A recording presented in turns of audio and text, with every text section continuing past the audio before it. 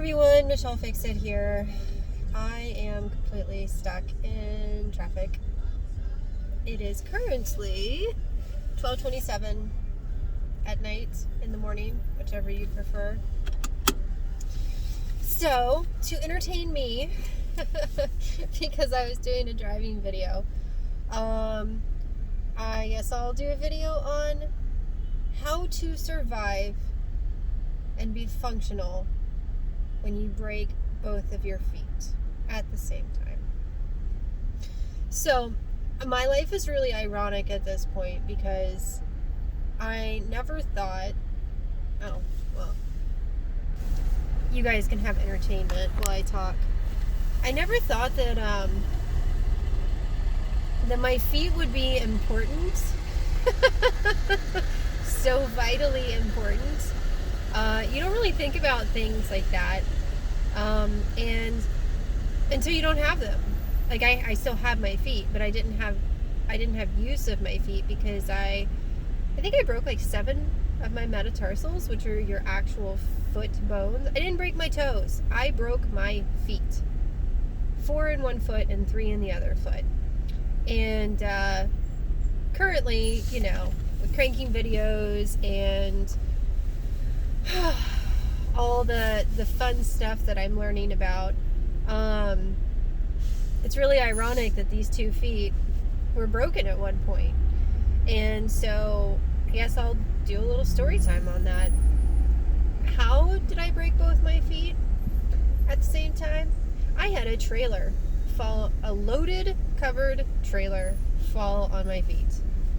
How in the world is that possible? Well, let me start it with someone in my life managed to get the trailer stuck in their yard, and someone else, being me, had to rescue the trailer and the truck that were stuck in the backyard. And with all that being said, the lift, the jack, whatever you want to call it, that was in that, that was on that trailer, got really bent up. And so it was not functional, because it had to be dragged around the yard and all this other stuff. Oh yeah, that's real cute. Trucking company, you're trying to just bulldoze over on top of me. So I told the owner of the trailer that I really, really thought that they needed to get that repaired emergently. And they were like, well, just take it off and I'll get it done at some point. And considering it wasn't my equipment, I wasn't going to do anything to it because it wasn't mine. But I knew it needed to be fixed. And so sometimes this is one of those life lessons of you need to just fix stuff. So I got in a situation where I had to use the trailer, and I had been saying hey, I'm really not comfortable using the trailer without the lift thing on it, the jack on it, and but I need to use it, so I'll hook a jack up to it, like a car jack, to be able to lift it up and get it hitched up. But we really got to get this fixed. And so essentially, because it didn't have a lift or anything on it, while I was using it, it fell and it landed on both my feet, and it broke 7 bones at the same time. And I had 4 or 5 guys with me at the time as we were moving some stuff, and I was able to get my left foot, I was in shock, and so I just kept moving my feet because my brain could not compute that my feet were stuck under the trailer. And so I wiggled and wiggled and moved, and somehow I managed to get the left foot out from underneath it. And I was in such shock over the whole experience that I couldn't talk. I was just staring in disbelief. And then this girl that was with all of us came out, and I guess she was very in tune to what was going on, because the guys were just kind of not comprehending it. We were all just standing there staring at my now 1 foot that's completely underneath the trailer. And And she just screamed, "Get it off of her! She's going to die!" And just started screaming. And her distress signal was enough for all of us to kind of get out of our shockedness. And they just and it took all of them, including her, to get this thing. Like, they kept trying and they couldn't get it off of me. And then they finally were able to get it off of me. And at that point, I was at the point of almost fainting because it was an extreme amount of pain. And it was a lot. And the doctors were very impressed with me that I didn't lose consciousness, because you're supposed... Oh, goodness. Oh, goodness. Oh, my goodness. I hope that semi is okay. Not the actual semi. The semi is clearly not okay, but I hope the people in the semi are okay. And the other people, those two people over there.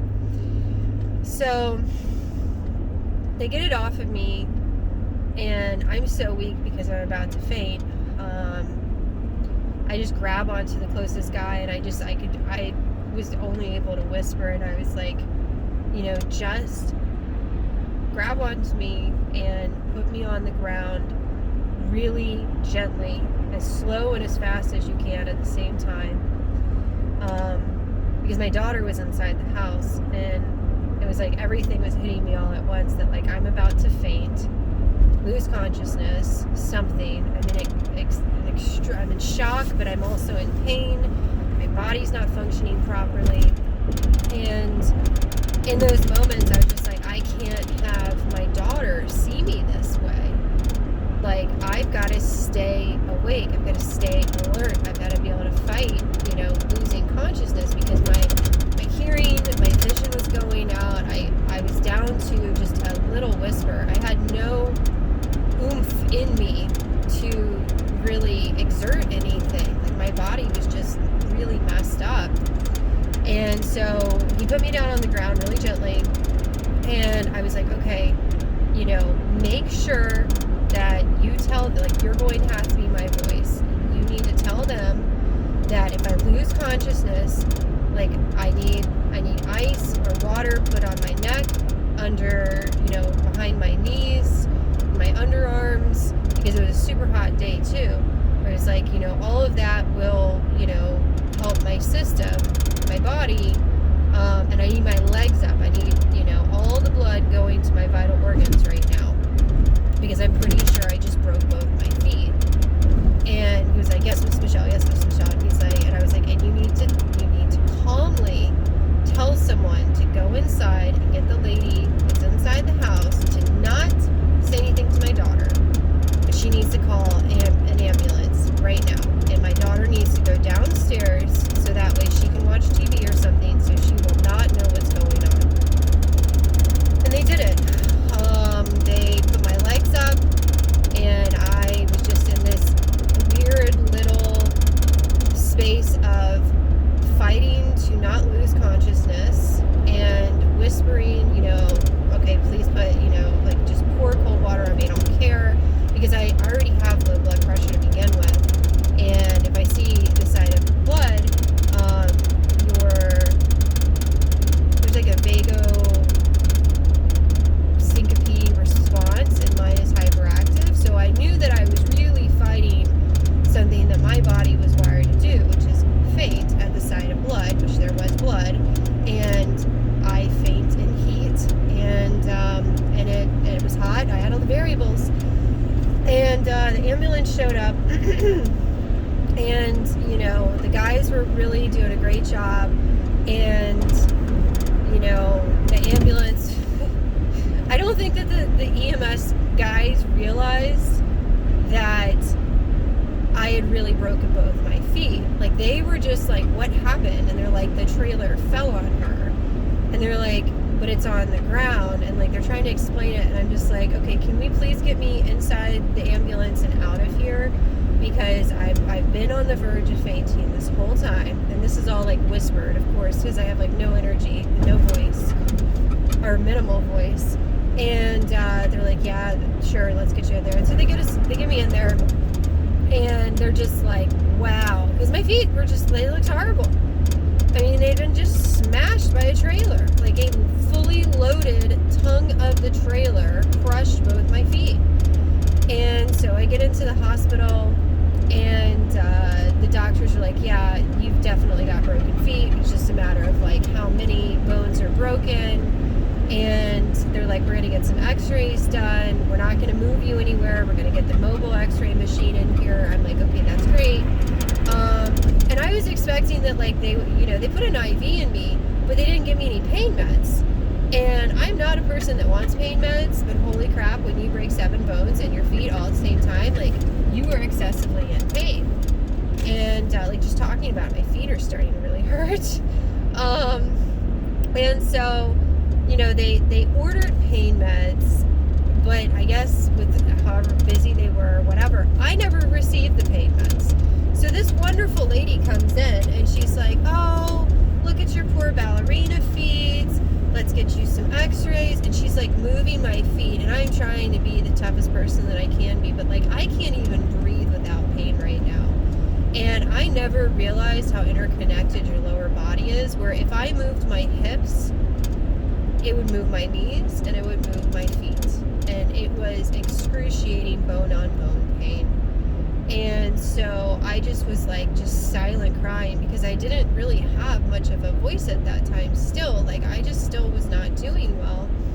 And she was like, are you okay? And I'm like, no, I'm not. What is wrong with you? Come on, you're gonna cause a car accident going 25 miles an hour. What is wrong with you? You're gonna cause a car accident because you're on your phone. My goodness. So she's like, are you okay? And I was like, no. She's like, do you have pain meds? I was like, no. She's like, I'm not continuing this because I can clearly see that you're trying to get these x-rays done. But you have to have pain meds because I have to move your feet around. Use the right 2 lanes to take exit 27 from I-95 north toward Baltimore. And so she left. I get the pain meds. And then I hardcore fell asleep, because that's what pain meds do to me. That's why I don't like them. But I also just had fully exerted. I had so much trauma and stress and exertion that day. It was just really bad. So I fell asleep. She came back in. She moved my feet. It still hurt, but it wasn't to the point of, feeling like I was dying by pain. The guy came back in and he was laughing. I hate it when doctors laugh at you when you're in pain and you know that something bad has happened. But I think he was just like so astounded, because he told me, he said, I can't, you have 2 broken feet. I have no idea what you're going to do. We need to put you into emergency surgery, because I had like compound fractures. I had like all the different types of fractures. And they were telling me that I needed to have emergency surgery, but they needed to put screws and plates and all this other stuff in my feet.